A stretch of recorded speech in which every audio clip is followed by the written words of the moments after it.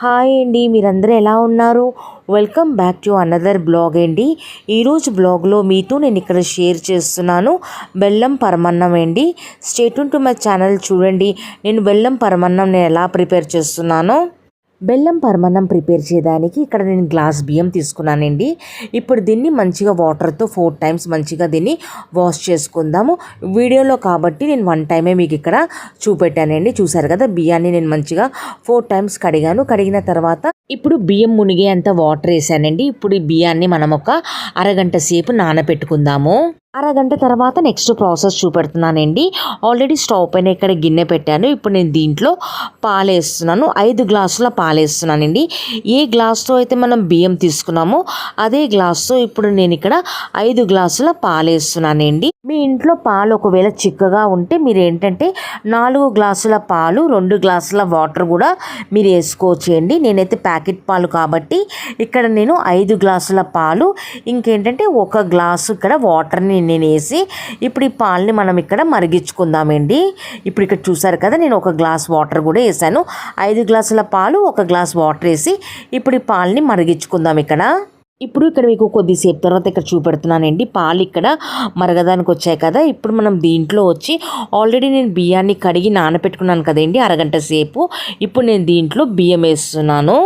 నానబెట్టుకున్న బియ్యం పాలల్లో వేసిన తర్వాత ఇప్పుడు దీన్ని మంచిగా ఇక్కడ మనం కలుపుకుందామండి. అన్నం మంచిగా 100% కుక్ అయ్యేంత వరకు దీన్ని మధ్య మధ్యలో ఇలాగే కలుపుతూ ఉండాలండి, లేకపోతే కింద అడుగంటుతుంది.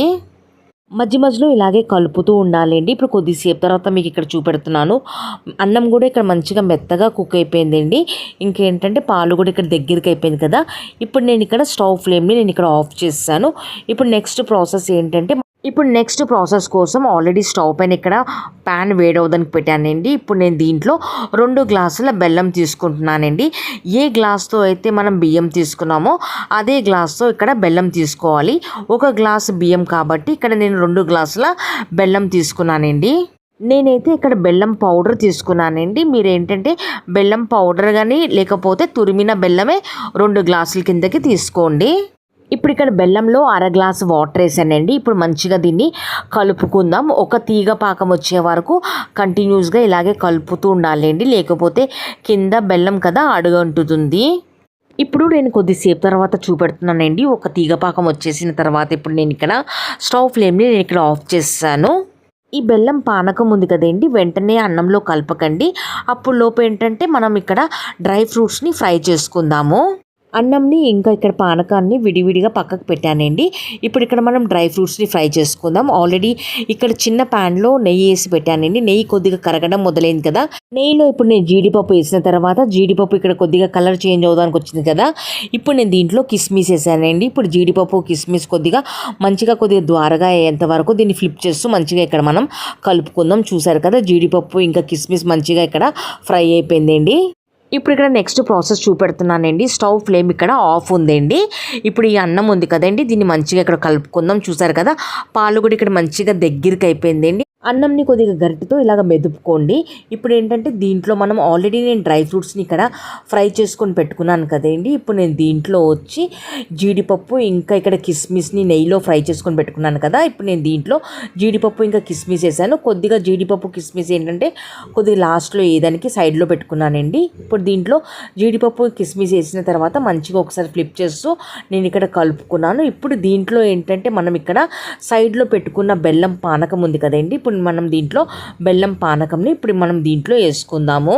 స్టవ్ ఫ్లేమ్ని ఆఫ్ చేసిన తర్వాతే బెల్లం పానకం వేసుకోవాలండి. ఇలా చేస్తే పాలు ఇరగవేయండి. బెల్లం పానకం కూడా ప్రిపేర్ చేసిన వెంటనే అన్నంలో కలపకండి. ఒక 5 మినిట్స్ గ్యాప్ ఇవ్వండి. ఇప్పుడు చూసారు కదా, ఇక్కడ నేను బెల్లం పానకం వేసిన తర్వాత ఒకసారి మంచిగా ఇక్కడ నేను కలుపుకున్నానండి. ఇప్పుడు ఒకసారి మంచిగా మిక్స్ చేసిన తర్వాత ఇప్పుడు లాస్ట్లో దీంట్లో కొద్దిగా మనం ఇలాచీ ఉంటుంది కదా, ఇలాచీ పౌడర్ని నేను ఇక్కడ వేసిన తర్వాత ఒకసారి మంచిగా ఇక్కడ నేను మిక్స్ చేసుకున్నానండి. బెల్లం పరమాన్నాన్ని ఒకసారి మంచిగా కలిపిన తర్వాత ఇప్పుడు నేను పైనుంచి కొన్ని డ్రై ఫ్రూట్స్ని సైడ్లో పెట్టుకున్నాను కదా, జీడిపప్పు ఇంకా కిస్మిస్ని. ఇప్పుడు పైనుంచి కొద్దిగా జీడిపప్పు ఇంకా కిస్మిస్ని వేసానండి. ఇదేనండి ఈరోజు మీతో నేను ఇక్కడ షేర్ చేశాను బెల్లం పరమాన్నం రెసిపీని. ఒకవేళ ఈరోజు రెసిపీ మీకు మంచిగా అనిపిస్తే ఫర్దర్గా మీ ఫ్యామిలీ మీ ఫ్రెండ్స్ కూడా మీరు షేర్ చేయండి. ఇప్పుడు పండగలు వస్తున్నాయి కదండి, డెఫినెట్లీ ఈ బెల్లం పరమాన్నాన్ని మీరు కూడా ఒకసారి ట్రై చేయండి. బ్యాచిలర్స్ కానీ హాస్టల్స్లో ఉన్న వాళ్ళు బిగినర్స్ కానీ ఈ పరమాన్నాన్ని ఈసారి పాలు ఇరిగిపోకుండా మీరు కూడా ప్రిపేర్ చేసుకోవచ్చు. డెఫినెట్లీ మీరు కూడా ట్రై చేయండి. ఇదేనండి ఈరోజు ఒక చిన్న బ్లాగ్ నేను మీకోసం తెచ్చాను. ఇంకా కొత్త వాళ్ళైతే ప్లీజ్ నా ఛానల్కి సబ్స్క్రైబ్ చేసుకోవడం మర్చిపోదండి. Please do like, share and subscribe to my YouTube channel. సరేనండి, మళ్ళీ కలుద్దాం మనం లాంగ్ వీడియోలో ఇంకా మినీ బ్లాగ్లో. నా బ్లాగ్కి నేను ఇక్కడ ఎండ్ చేస్తున్నానండి. థ్యాంక్ యూ వెరీ మచ్ మీ సపోర్ట్ కోసమండి. Thank you once again.